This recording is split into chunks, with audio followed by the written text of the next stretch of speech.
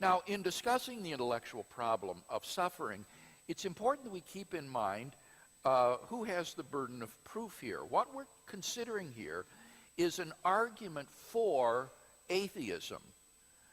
Previously in our seminar, we've been talking about arguments for the existence of God, and so it was we who had to bear the burden of proof. But now it's the atheist's turn. We want to hear from the atheist reasons to think God does not exist. So it's the atheist who has to shoulder the burden of proof here. It's up to him to give us an argument leading to the conclusion, therefore, God does not exist. This is important because all too often believers allow unbelievers to shift the burden of proof onto the believer's shoulders.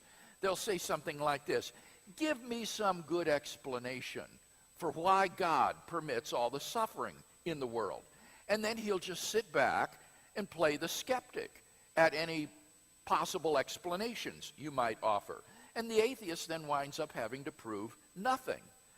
Now, this might be a clever debating strategy, but it's philosophically illegitimate. It's intellectually dishonest. The atheist is claiming that the suffering in the world somehow disproves God's existence. And so it's up to him to bear the burden of proof. Don't allow the atheist to shirk his intellectual responsibilities by shifting the burden onto you.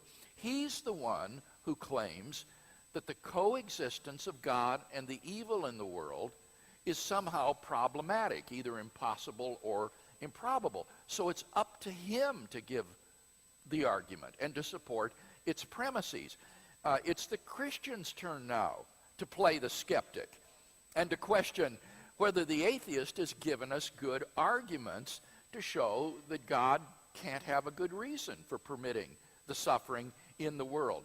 You need to insist that the atheist bear his share of the burden of proof when it's his turn to present arguments against God's existence.